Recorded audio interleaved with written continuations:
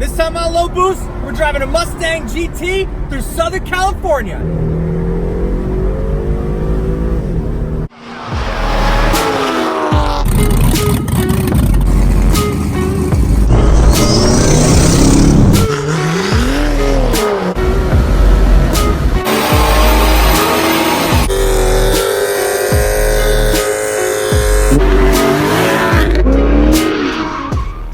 In this episode, I'm going to drive a Ford Mustang GT with the Coyote motor and see if it's actually something that I would consider trading my BMW M235 in for.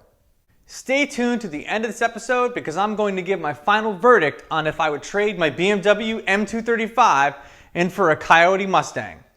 This episode is brought to you by Extreme Powerhouse. Whether you have a BMW, an Audi, a Ford Mustang, or a bunch of other different cars, check them out.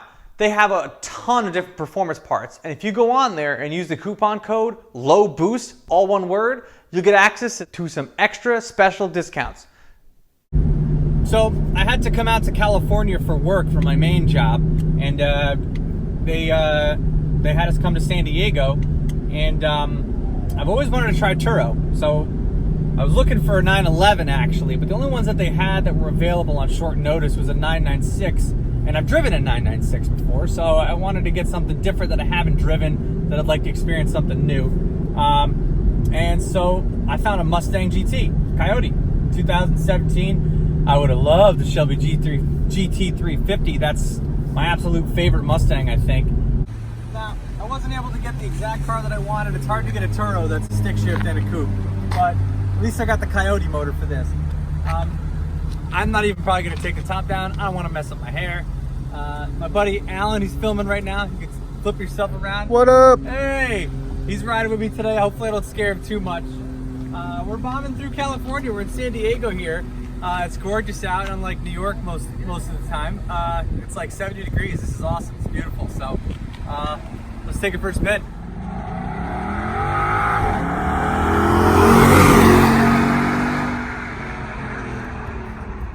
First impressions of it is it's bigger than my M235. It definitely it's a softer suspension than the M235 is. Even on the stock M235 suspension, I feel like it's softer.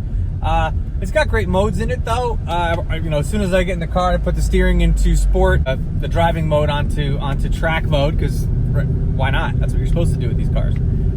But yeah, so far it feels pretty good. I like the initial torque grunt that you get out of it.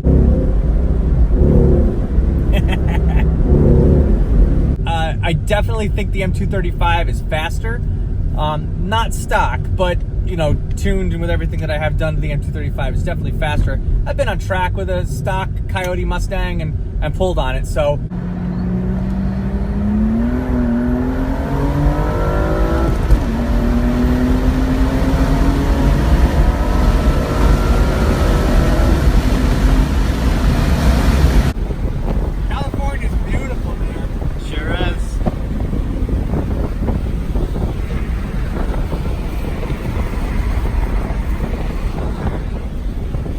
actually like to see the difference between a regular Mustang GT like this and a Shelby GT350, because this feels a lot softer to me than I was expecting out of a performance car. I mean, I'm sure it's still stiff if I push it, and I can't really push it, on public roads a lot, but it's still a little softer than I thought it would be. I think a GT350 it would be even stiffer. Let me know what you guys think in the comments if you've driven both, because I actually would maybe get a GT350 one day, so let me know what you guys think. Power delivery is definitely different than on an LS motor. This has a lot of torque, just like the LS does down low, but it really opens up over 5,000 RPM as you get closer to the 7,000, I think, 7,000 RPM red line. It really starts to pull more up top, which the LS motors don't generally do. It's flowing more air with the dual overhead cam V8 that's in the Coyote. I think that's really where the Coyote shines. I personally like having a lot of torque, but this has a lot. It feels torquey. I gotta double check and see what the torque numbers on this are compared to like an LS3 or a LT1. But yeah, it still feels torquey to me too. We'll get a little 40 to 60 pull here.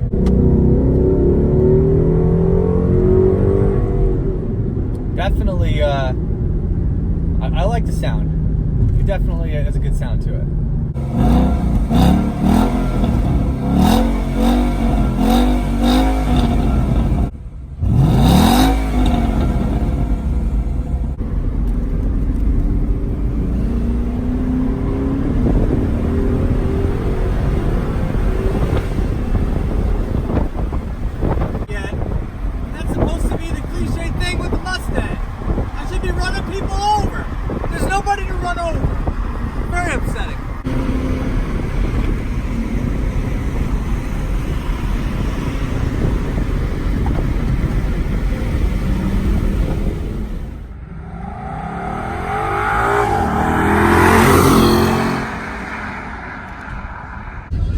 Alright, so I put the top down.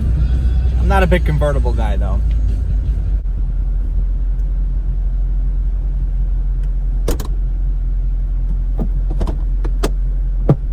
Convertible goes up and down pretty quickly. I like that. I'm at a stoplight, maybe 10-15 seconds. I really should have got or tried to find a car with a performance pack or get a more performance-oriented Mustang than a base GT convertible. And I feel like if I'm gonna buy a Mustang, this is not the one I buy. The Mustang I probably buy is probably a GT 350 or you know, an 18 performance pack, probably still with a stick shift and the track pack, and get some track suspension on it. Personally, if I do get a Mustang, I won't be this one. But you know, either way, it's still a fun ass car to have, to drive. I've had a blast with it. I think San Diego's great. There's just so many cool roads to drive on. So many like 7-8 lane highways. It's flat. It must be real fun at like 2 in the morning here.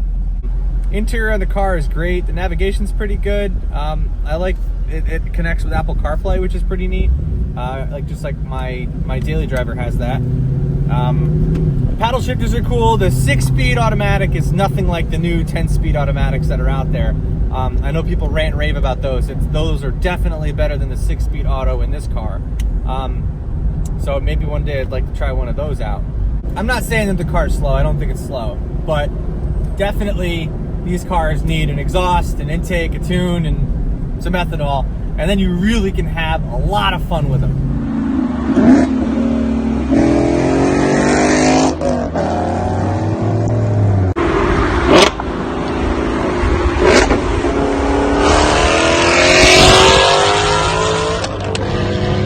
And it doesn't take much to open them up. I think obviously stock M235 that I have is faster, but once you do intake, exhaust, the mods on this car, it's probably gonna pick up 50-60 horse.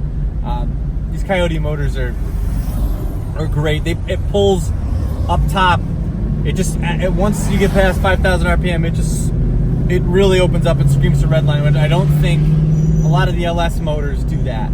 That's what differentiates it, and that's why people kind of like this. It kind of reminds me of my Maserati Gran Turismo GTS, which had an 8,200 RPM redline, and over 5,000 RPM, the thing just sings. Oh my god. I can't even hear.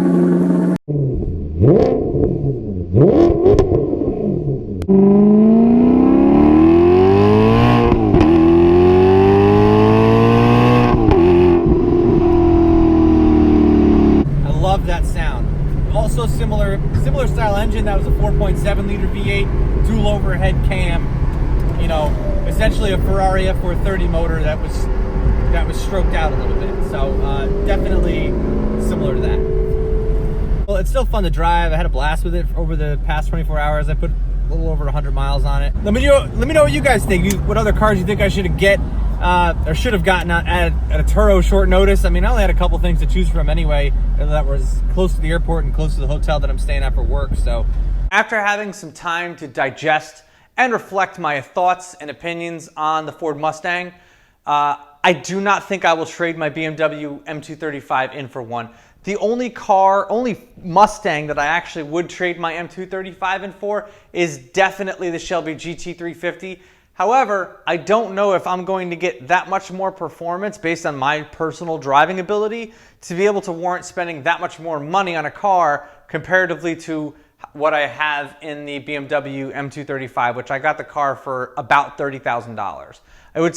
I would have to spend probably over $40,000 to get the right Shelby GT350, and I just don't know if that's worth it. Let me know in the comments what you guys think would be a better track-oriented, track-focused car that I can drive that I would replace the BMW M235 with. If it actually was an M2, I probably would never, ever get rid of it. But because it doesn't have the fender flares that I really would want to fit a good tire on it, and it doesn't have an LSD like an M2, I am kind of limited. And to make it the type of track car that I want it to be, I'm going to have to spend more than I have in my entire BMW E36 Turbo LS swap. So let me know in the comments what you guys think. Thank you very much for watching. Make sure you guys subscribe because I have a whole bunch of other videos instead of just reviews too. I work on my Turbo LS BMW. I got a BMW M235. I got a whole bunch of the projects I work on with my dad and some of my other friends. So make sure you guys subscribe so you stay up to date on that. And I'll catch you in the next one.